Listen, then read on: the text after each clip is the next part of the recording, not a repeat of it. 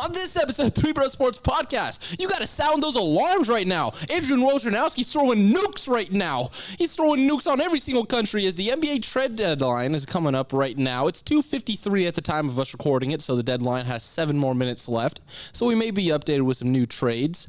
I mean, we have to go over this. I know our TV shows for Saturday, but it's time for us to do it now. And we also sadly have to go over the Super Bowl matchup, as I like to think I may have Alzheimer's and act like, what game? What happened? What happened to the Niners?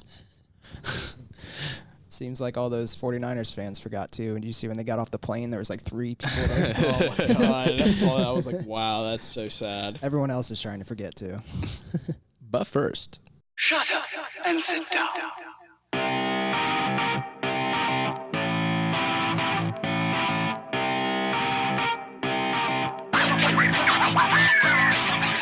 and welcome back to another Three Bros Sports Podcast. The podcast of 3 college students who can just talk about sports forever. You've heard it enough. I'm Connor. I'm Calvin. I'm Curtis.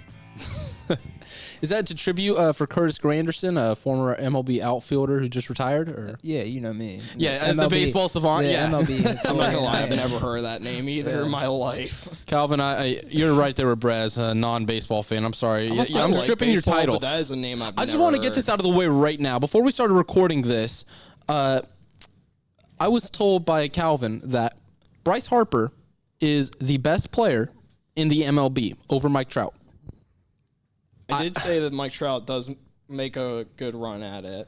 I think he could definitely overtake it, but Calvin, you're losing all credibility right now, buddy. Hey, oh, this hurts. This hurts on that. This hurts. But right now, what isn't hurting is, for us personally, is the Woj bombs that are coming out right now, as the NBA trade deadline is ending in 4 minutes at the time of us recording this, and trade after trade is happening. I mean, 20 minutes before we recorded this, Andre Drummond just got traded to the Detroit Pistons. He was going to the Cleveland Cavaliers for John Henson, Brandon Knight, and a second-round pick. I'm just picturing every NBA front office like that episode of SpongeBob. Yeah, in the office in his brain. On fire. I think about that too. Yeah. But move after move is going on, and one move I'll at least start this off with, Brett, as a Timberwolves fan yourself. You ended up getting D'Angelo Russell, and you're free from Andrew Wiggins. Tell me, how does it feel? It feels great. I mean, especially after watching him last night. I mean, pretty much every time the ball switched sides, he was just jogging up the court. Typical, Andrew Wiggins, just kind of doing his thing out there that he's been doing his whole career. So I'm honestly happy that we get to move on from him. I think that it's clear that Karl Anthony Towns and Andrew Wiggins weren't the 1 and 2. It wasn't working out well for them. So I think D'Angelo Russell has good chemistry with Cat. I think that'll be a great addition. And the other trades they made, I think they got a lot of good pieces that can maybe contribute in the future. I mean, obviously, they're on a 13-game losing streak, so there's not much going for them right now. So it's definitely time to rebuild, and I like the moves they made. Yeah, I definitely like the moves. I also love what Golden State did as well, because when you look at their team, they weren't meant to get a guy like D'Angelo Russell. It seemed a little weird of what is the fit. You're really going to run 3 dominant ball carrier guards together. It didn't make much sense to me, and I like the idea of you're now able to get a first-round pick. You were able to get a small forward who could shoot well. Let's not talk about the defense. Draymond Green will be upset about that. But you got great wing players, a first-round pick. It was kind of like that's exactly what Golden State wanted all along. Yeah. I don't think they wanted to keep D'Angelo Russell for that long. I think they wanted to move him immediately. Yeah, I think that they knew that how badly Minnesota wanted them, so they looked down the road. They said we can get some more pieces if we just keep D'Angelo Russell here, and maybe it'll work out. Clay being hurt and all that, but it didn't. I got a question. I didn't think it was going to get done before the deadline, but D'Angelo Russell had a really rough game last night. He missed. He was 0 for 9 for his 3-pointers. So I don't know if that had some. They're like, okay, well, you want this much for him? Maybe they were just going off the feelings of the game they just saw, but I'm happy to see it get done for sure. Maybe so, yeah. Well, at least one of your teams is doing well. Calvin, in terms of trades. In terms of trade, yes. I wouldn't say well. Calvin, Casey Johnson, insider for NBC Sports Chicago, has now said the Bulls have no trade calls lined up with 10 minutes to go. Well, this was 7 minutes ago at the time. So as a Bulls fan, are you a little upset about that? Because Lauri Markkanen's kind of signaling that he wants to be traded. I mean, I'm not too upset about it I mean, I would love to get like a dominant big man. I would have loved to have had Andre Drummond, honestly. But I mean, even with Lauri Markkanen, I like Lauri Markkanen a lot, and I think he could be really, really good.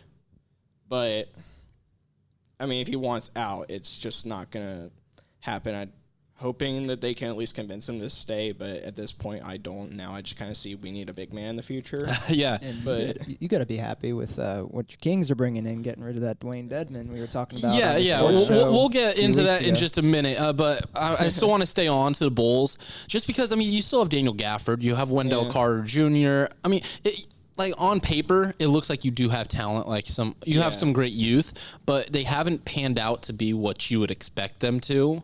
yeah. So is there, I know we always do a segment called Where's He Going, but if you were playing a game of NBA 2K20 of my league and you're running it, if you had to really get a big man right now, who would you be targeting, and like what could you give up for that kind of in your eyes? Like, are you just talking about just what I want in 2K? Well, for the Bulls, let's just say you're the Okay, general for the Bulls. manager, but this is a game of 2K. I mean, Drummond is definitely a guy I like a lot. I also like Hassan Whiteside. Like, I mainly want a guy that can play defense, get the rebounds that we need. Yeah, I'm kind of surprised you guys didn't get Drummond. That kind of surprised me. For the return that they got back, it makes almost no sense as of why they didn't get Drummond. Like, you could have easily given up Denzel Valentine, maybe a later first round pick, and I would have given him a first-round pick for Drummond. Yeah, I just- really would have, because he could make a real difference for the Bulls. he is. He's a franchise-altering type player, but the problem is he's never been succeeded to win in Detroit because it's all bigs, no wing help. But the one thing that Chicago does have is a lot of wing players. I mean, you're going to run Andre Drummond and Zach LaVine together. Like, imagine the pick and rolls, the possibilities of that. But, Brett, you did bring up my Sacramento Kings, so I'll at least throw my 2 cents in there, as I know a lot of fans out in Sacramento maybe are easing off of the fire of Vlade Divac, as they traded off Dwayne Dedman for Jabari Parker, Alex Len, and also the Kings gave up 2 second-round picks as well that mean almost nothing, as they have like 15 other second-round picks.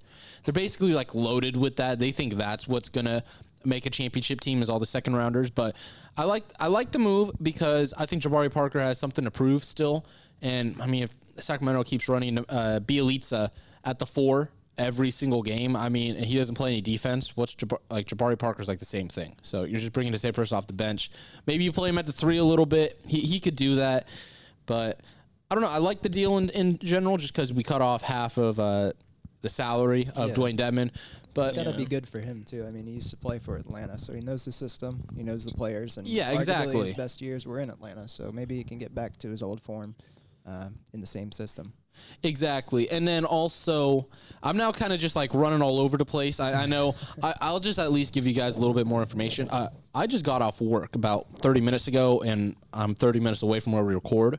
So I was booking it down the highway, trying to get down here to do it. So I'm a little miscombobulated, so I do apologize for that. I guess I just can't handle it. I don't know. I just can't handle hosting this show or something. I don't know. I think somebody said that You're before. doing fine, buddy. Thank you. You're doing fine. Yeah. I wish I heard that before. But now I'm gonna list off the last trade of the deadline, unless something comes out saying that this was agreed upon at 2:59. But the last deal that happened was a 3-team trade between the Los Angeles Clippers, Knicks, and Wizards. It was Marcus Morris and Isaiah Thomas will go to the Clippers. Jerome Robinson will join the Wizards, and he was a first-round pick just with Marvin Bagley. It was 2018, so that's kind of a quick flip around. And then Mo Harkless and a 2020 first-round pick will be going to the Knicks. I'm very happy that the Knicks are finally realizing if you're going to be a bad team, you get some damn draft picks.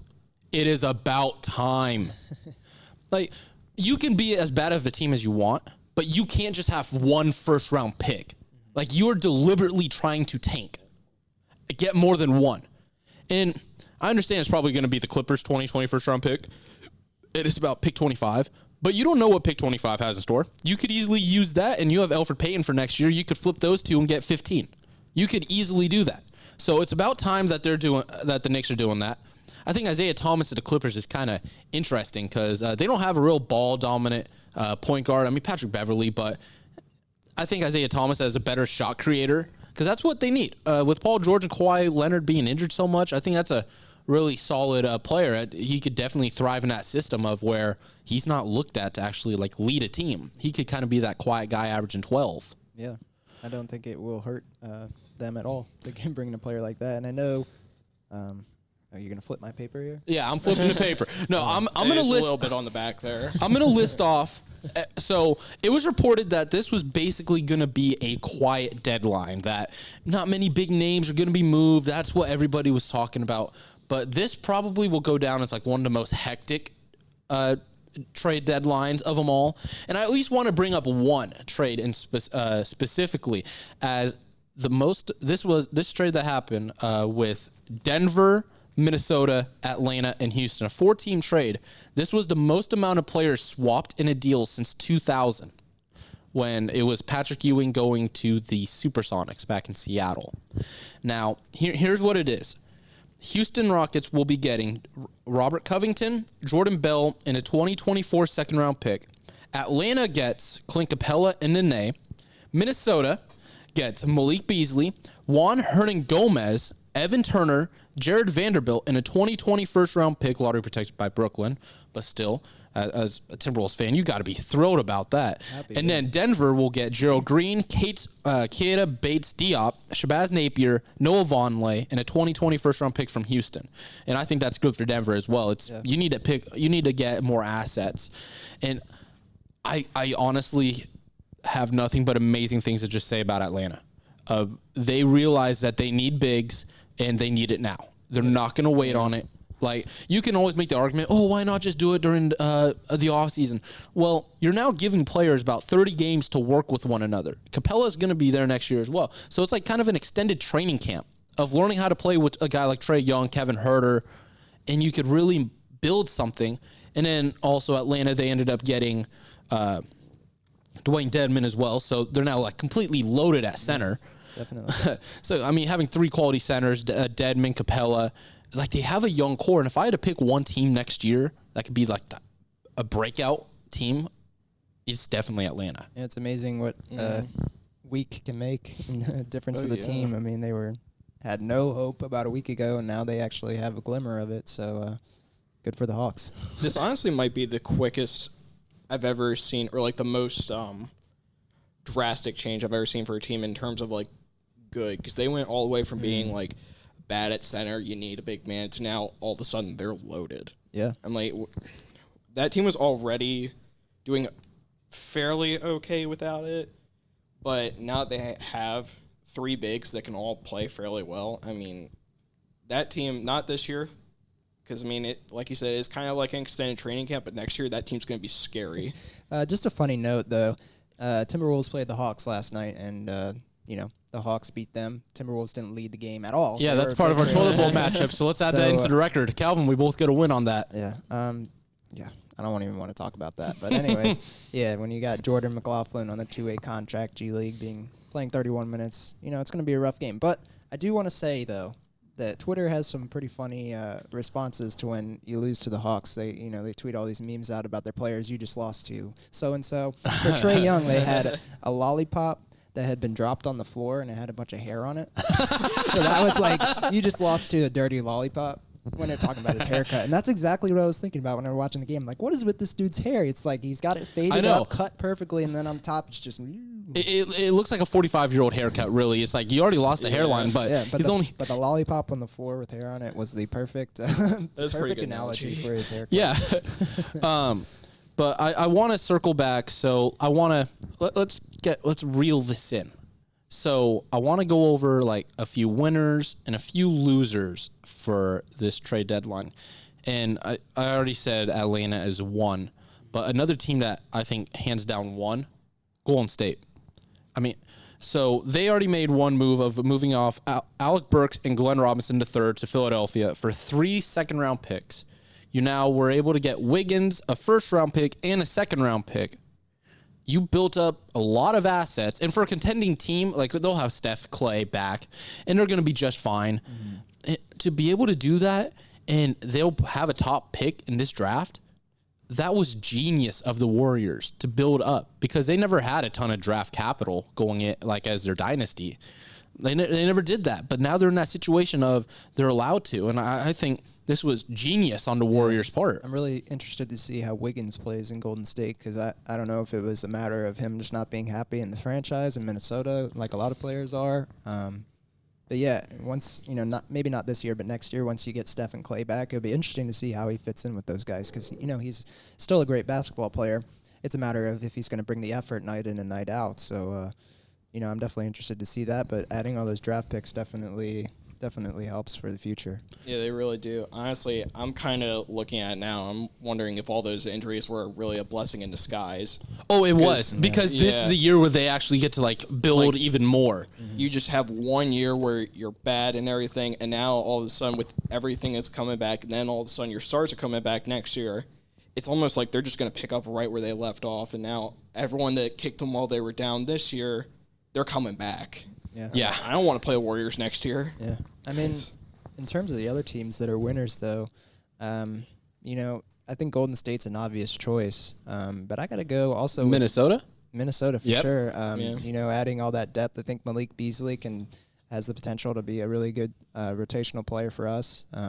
He's a great outside shooter, which we definitely need help with because we've been missing a lot of three-pointers lately. But I did find it interesting. I don't know if I'm thinking about Houston, and I'm trying to think of if they won or lost in this because they got rid of Capella. Yeah, he's a big, obviously, and he's going to do good things down in Atlanta. But Houston was kind of trying to move away from. They want to have smaller players. And an interesting fact that came out: there's not a player on their roster that's taller than 6'6", and there hasn't been a team like that since 1963, New York Knicks. So For the Rockets? Yes, for the Rockets. You know what's funny? They're playing small ball. So it's gonna, they can still shoot the ball well, but it's gonna be interesting to see how the. Well, they now have one on roster. They have one, but this is kind of funny because they ended up getting Jordan Bell, and I thought that was a really nice piece. And then they decided to trade Bell for Bruno Caboclo, the Brazilian Kevin Durant, who never panned out any way, shape, or form, and cannot play the center. I think the funniest part was seeing a picture of PJ Tucker with stilts on. I think it was a Photoshop picture. I don't know for a fact if he actually posted that, if that's where it was originally from, but I thought that was hilarious, as he's basically going to be going up against Anthony Davis when they face each other in the playoffs. I thought that was really funny. I think Iguodala is going to be a really good addition for that Miami Heat team, though. Yeah, that was another winner I wanted to bring up. Playoffs, a young team, he's definitely going to help. I have a really close friend who's a diehard Heat fan, and he was a little upset with the deal of moving James Johnson and Deion Waiters for the ability for them to get their own shot and handle the ball on their own. But I really like Solomon Hill. I really think that was a good piece. Andre Iguodala, he's a universal type player. I don't agree with the 2-year, $30 million extension, although the second year is a team option. I was right the first time. But it just doesn't make too much sense of why to give him $15 million. I can see maybe 10, but if you're kind of pushing it at the 15 mark for a guy who hasn't played all year and is 36 years old. Yeah. But you got a team, Calvin? Yeah. A winner, a loser? Oh, yeah. I mean, obviously, winners definitely Atlanta, Minnesota, Golden State. I also really like Denver as a winner. Yeah, they got some good vets. Yeah, the team was already really good this year, and on top of that, then they just added Gerald Green. You got a first-round pick. I mean, it's from the Rockets, so I really like Keita Bates-Diop too. He's he's really a sleeper. A lot of people slept on him on the draft. He played some G League games, but when he got called up to the Timberwolves this year, he's been a really solid player, and he had a 2-week stretch where he was just knocking down every three-pointer he took. He was getting the rebounds, playing great defense. So I think that's a definite help for the Denver Nuggets. I think, honestly, out of what I've seen, there's only 2 teams I can say that have lost in this. Houston's one of them. Oh, big time. Because, let's be honest here. You need a big guy in basketball today. I don't care what kind of ball you're trying to play. Houston seems pretty confident that they don't, so we'll see what happens. I can't wait to see that and how quick that general manager gets fired. Oh, my God. Yeah, just imagine them playing the Lakers. I mean, Anthony Davis is just going to look like he's playing against 5-year-olds out there. I mean, Daryl Morey versus I don't know. It could work, and they do have some really good smaller players like James Harden, Russell Westbrook. But how much can that do for you when you don't have anyone? Like, how are they going to get a rebound? Russell Westbrook shoots 40 shots and makes 16 of them. Yeah, look how that worked out for Oklahoma City. But the other team I was going to say is Detroit. Yeah. Just because, I mean, Oh, yeah. they pretty much just What did gave they get away back Andre from Drummond? Drummond. I'm not looking at the. It was Brandon Knight, John Henson, and a second-round pick. Okay, so definitely not worth Andre. Nothing. Drummond. Yeah, that's why we were saying earlier. It's like, why wouldn't you And I'm just give sure- him to Chicago for a Yeah, first? I'm sure they were offered more, in the earlier weeks. Like, we've been talking about yeah. Andre Drummond trades. Like, those rumors have been swirling around for weeks now. Why did you wait this long to make such a lackluster trade? I don't know. Yeah, I'm going to add one more loser to the list that didn't end up making a trade. Well, actually two. First one's going to be Boston. If Andre Drummond was moved for that much, you're not telling me you could have moved Romeo Langford, a shooting guard who you don't have any plans on actually keeping him for the long term. A guy at 20 who everybody just thought, well, it's just best talent available. He doesn't actually fit any need. You could have moved him, Yabu Saley, and a couple second rounders. And that's the same haul. That's even a better haul than what Detroit ended up getting with Cleveland. And here's the thing. Romeo can shoot.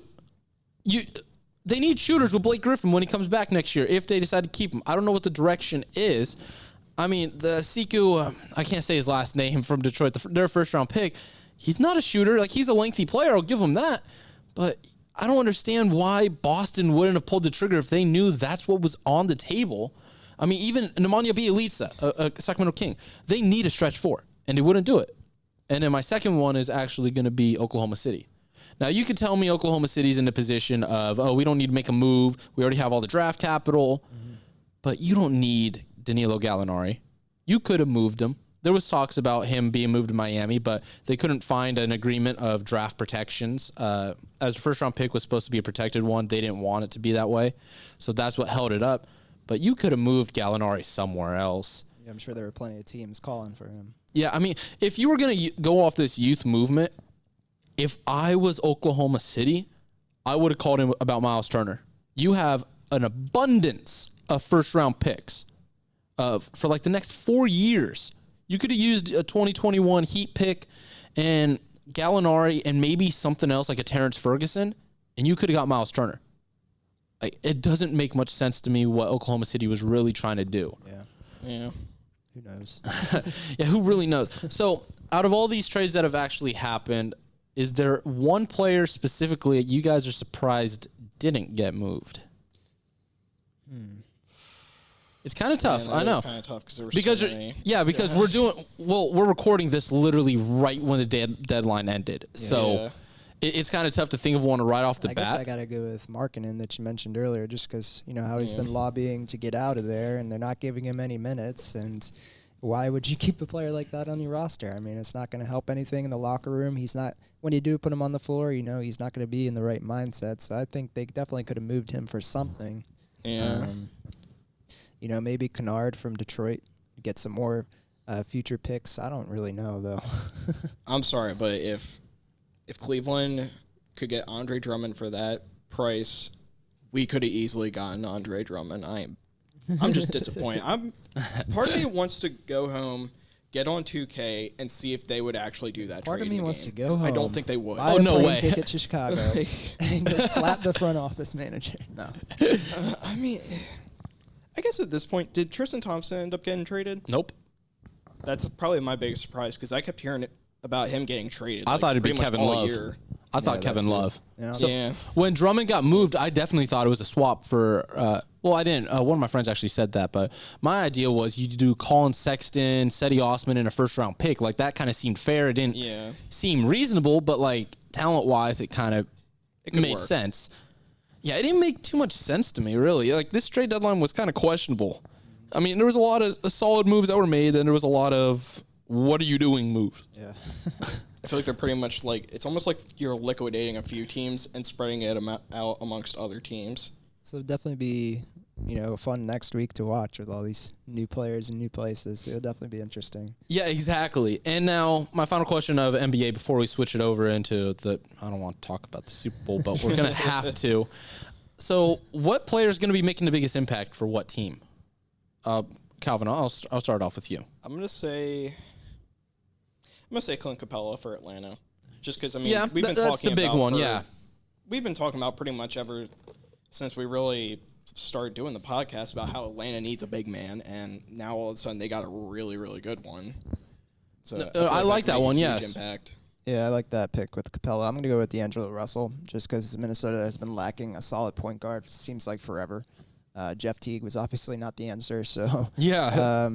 it was interesting to see him come back and play well against us. Kind of just seems like he can turn it on when he wants to, which is pretty much the story of every Timberwolves player.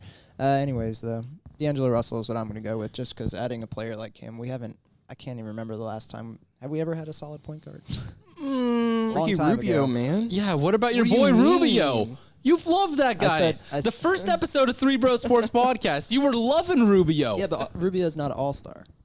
Rubio's You a could have solid made an player. argument he could have been in Minnesota, but not now.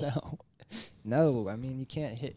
He couldn't hit any of his shots, man. Yeah, he's great at running the offense. He's great at setting up his teammates. Don't get me wrong. And I did love Rick Rubio, honestly. It was fun to watch him play, but I just, he's not an all-star. And D'Angelo Russell has the potential to be great. And Yeah. I think that's a great addition. With him and Kat, it's going to be pretty fun to watch. Yeah, now I could go with the basic ones of the Andre Iguodala, D'Lo. You could go all the big names, but I'm going to kind of go with one that maybe a lot of people aren't talking about too much. Alec Burks to the Philadelphia 76ers. Now, the Sixers needed more shooting as they play way too big. The one thing Philadelphia's really needed is a strong six-man to come off the bench. If Josh Richardson's going to be your starting two, you need to have a solid backup if you really want to go far in this playoffs, especially with the Eastern Conference still wide open. I would say the Heat now may have the upper hand with Iguodala and getting more shooting. But, I mean, Philadelphia, they've made a strong case right now. And this is kind of these 3 second-round picks that they gave up weren't even theirs. It was Dallas, Denver's, and Toronto's. So they didn't really give up that much. It's not of their own team. And also, I don't see those picks being top 45 anytime soon. So I think it was a really smart move for Philadelphia. Get more shooting. Even Glenn Robinson III, another athletic guy that you're able to push the pace a little bit more with the Sixers. And I think that's definitely what they're going to have to do if they want to advance to the Eastern Conference Finals or even be the team of the East. Yeah, I'm sure those guys are happy. They'll see the postseason now. So it gives them something to play for. It's so weird how Alec Burks did this, as he was playing really well in Cleveland last year. Then he got traded to Sacramento, and I was actually at his first ever game as a King. He did nothing at all. Nada. He just looked awful out there. And then he was supposed to sign with Oklahoma City, and then the Russell Westbrook trade happened, and Oklahoma City said, hey, we'll give you the chance. Do you still want to sign with us, or would you like to go somewhere else? And Burks is like, skirt, I'm out of here. And he signed with the Warriors. And then everybody on the Warriors got injured, so he got stuck. He's averaging about 16 a game, which it's been solid numbers. Yeah. He's shooting really well. So I really liked that one. What I'm hearing is that you shouldn't sign Alec Burks, or else your team's going to be cursed. Well, it's anybody the Kings trade for. It hasn't been that beneficial, sadly. Hopefully these next couple guys coming in will help you guys out. I don't know. Jabari Parker's injured. I don't know if he can help us in a walking boot. Oh, maybe. Yeah, he did. Maybe. After watching Dwayne Dedman. Add a little strength to that foot and trip somebody with it or something. Add a couple spikes to it. Let's see what you can do with it. Okay. I've been stalling long enough. Let's get into Talk about that game that happened. There a big I think it's game. called the Super Bowl. I think that's what it's called, if I'm not mistaken. Now, look, I'll be upfront about this. I didn't expect the 49ers to make it to the Super Bowl. I didn't expect them to take the NFC West. I didn't really expect them making it to the NFC Championship game. I thought that they were going to lose to New Orleans. That was my thought. Could definitely have gone a lot worse for your team. Oh, it definitely. yeah. Oh, big time. Just ask Calvin. No, I remember going into the year was like just around the beginning of the year was when Connor and I first met. And I remember talking to him. He's like, he's a Niners fan, all this other stuff. He's talking about how he's like, yeah, I think they could do okay, maybe even have a winning record. And I'm like, no. Like, I'm seeing 4-12 best. I know. And I remember they you really disproved that. I remember you were talking earlier at the beginning of this podcast, maybe a couple episodes in, of you've never seen a team so mediocre go 7-0.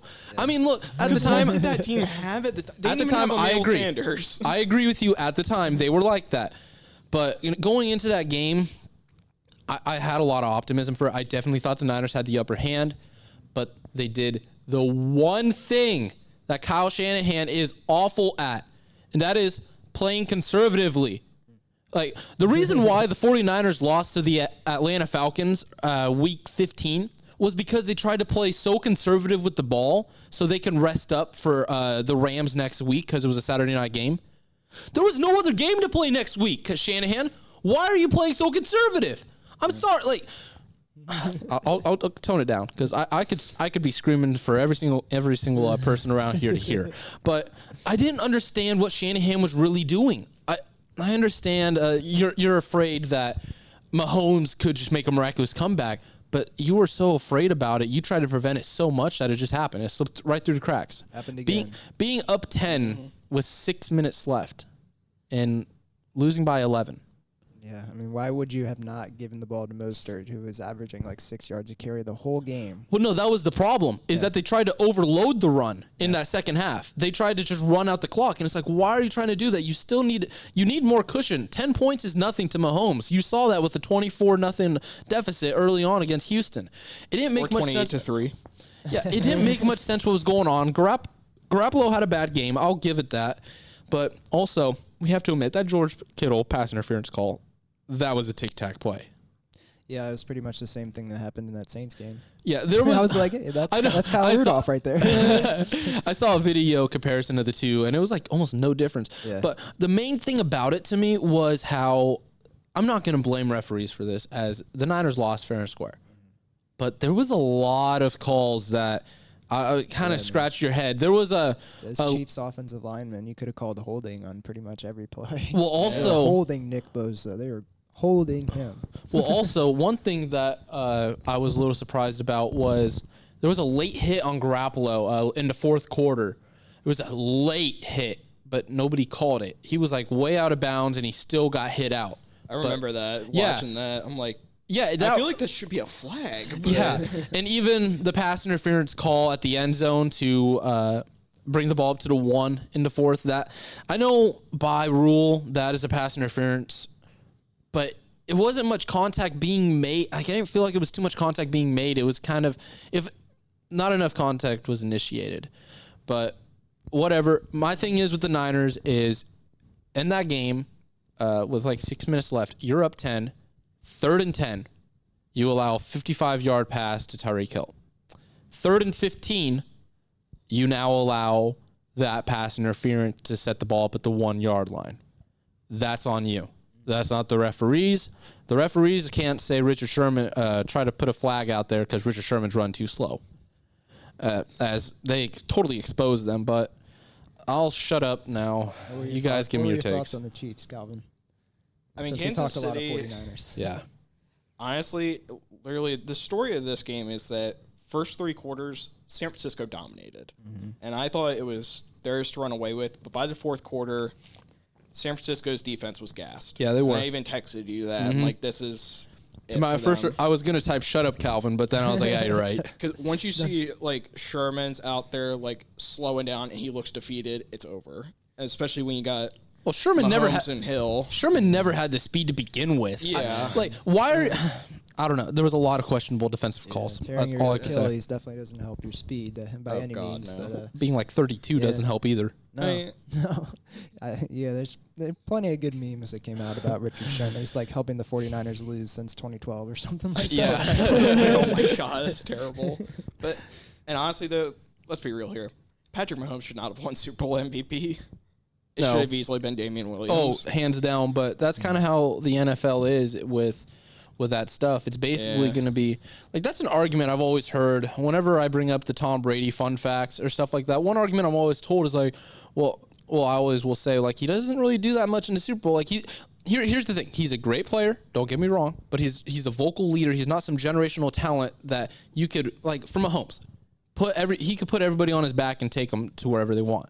Brady can't do that. So whenever I say like, oh, he doesn't do that much in the Super Bowl, it's more defense wins you your championship. They're like, why does he have the Super Bowl MVP award? Well, Timmy, Because he's the quarterback. because of ratings. Yes, exactly. TV ratings, Everybody buddy. loves Patrick Mahomes and his Kermit the Frog voice. Oh my God. Did you see the final Gridiron Heights The last Yeah. one. Oh my God, that's His voice amazing. cracks me up. Yeah, Eli Manning's trying to retire.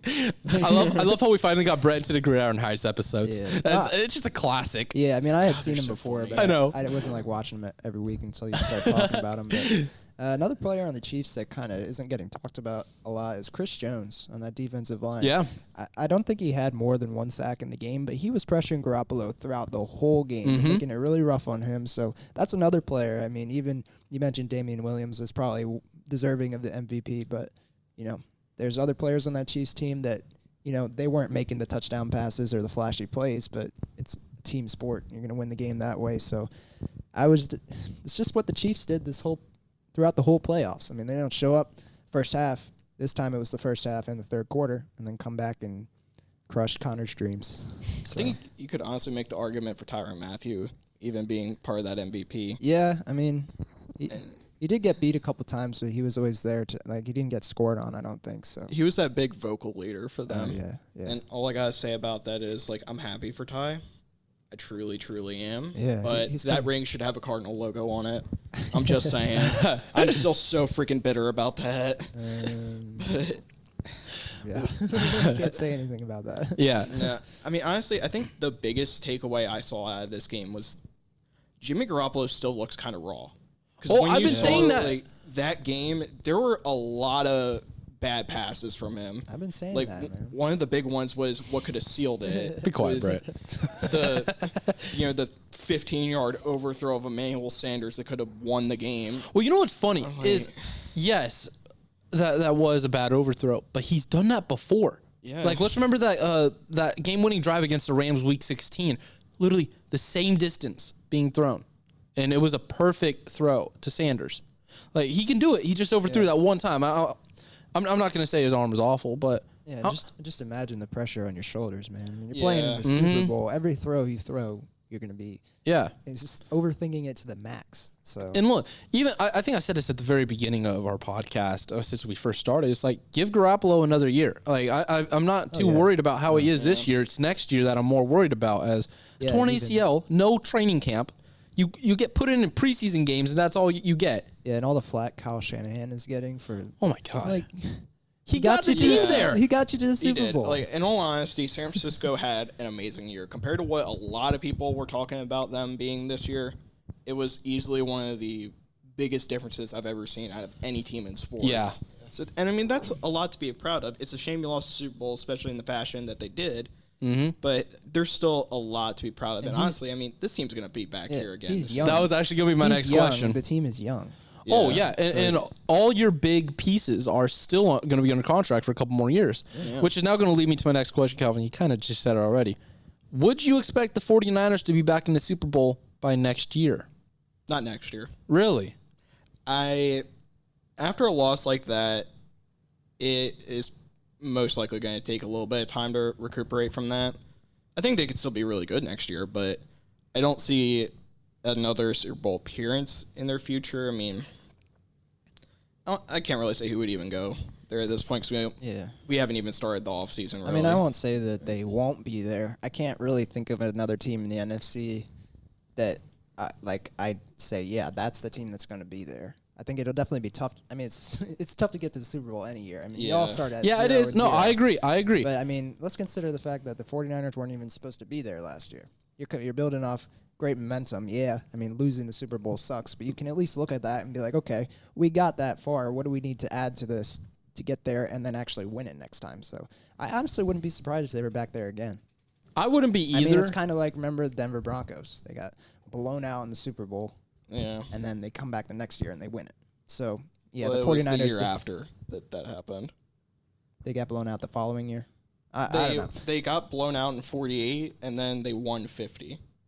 Okay, well, that's basically what I'm trying to say. Yeah. I know what you're trying to say. Yeah, they didn't get blown out, but they have momentum to build on. They can look at, the holes that they need to fill, and this is a really good team still. I mean, No, they are. I fully agree they're with you on young, that. They got just add more experience to that. I see a Super Bowl in their future, and give myself a nice buffer here the next 5 years, but I could see it happening sooner than Yeah, that. I mean, even on TV Delmarva, I said that the Niners will be a dynasty through the 2020s as my decade prediction. May not be completely true. It's bold. But It's bold. It's supposed to be a bold take, bud. I think there's other teams you can make the argument for that. But, I mean, honestly, the big thing with San Francisco I worry about is the pressure now. Because this year they had nothing on them. It was just everyone thought. Do you they think were gonna George get Kittle top 5. cares about pressure? No. Do you think he knows how to spell That's pressure? true. But, I mean, clearly Jimmy Garoppolo has a little something on that. Yeah, he does. He does. I mean, at this point, especially with Kyle Shanahan, too, I mean, yeah, he did make it to the Super Bowl, but once again, he blew a lead late in the game. Yeah. Hopefully he can learn next time. Here's hoping, man. Yeah, let's hope for the best. But that's actually going to be wrapping things up for today's Three Bro Sports podcast. I hope you guys enjoyed it. I know it was a little random at the beginning as the trade deadline had us all a little discombobulated. We started to reel it in, I promise you. We went over that. But I also just want to at least say thank you so much for all the support of this podcast. Isn't just viewed in the United States. This is listened to out of the country. And let me list off the countries as just as a thank you. The people of Canada, Argentina, Lithuania, France, Ireland, Bosnia, the Netherlands, and Germany. So, I mean, it's just so cool to see that this podcast has actually been played elsewhere. Yes, Guten Tag. Neither one of you know how to speak another language besides English. Guten Morgen. I don't even know what that means. Good man. morning in Or German. people speak French in Canada. In Canada. Canada. You're a real American. So, at that bonjour. point. You know? They do in Quebec, but Oui, thank you. But this podcast has actually just reached over 500 plays. It's almost at 550 as we speak right now before this is uploaded. So I just at least want to say thank you so much for all the continued support and the growth that we've been seeing. We also have our own website, 3brosports.com. I actually built a website. It was quite an interesting time. You could learn a little bit more about us. Set it as your homepage. You can learn a little bit more about us, and also if you want to contact us, if you want to start to advertise with us or on our TV show, our email's down there. If you want to start working things out, we can send you a paper with the rates coming out. I mean, as the show garnishes over a couple hundred views an episode, it's just on Facebook alone. I mean, the viewership numbers on their streaming site and everything else are ginormous. So this is a big opportunity for any type of podcasters or anybody running a business that would like to expand it, especially throughout the Delmarva area, as it's kind of an untapped market. There's not a lot of sponsorships going around. So you definitely get an opportunity and a big base as well. But thank you for tuning in to today's podcast. I'm Connor. I'm Calvin. I'm Brett. Have a good one. Three Bro Sports would like to thank Anchor FM for sponsoring this podcast and Benjamin Tissot on bensound.com for the amazing intro, outro music.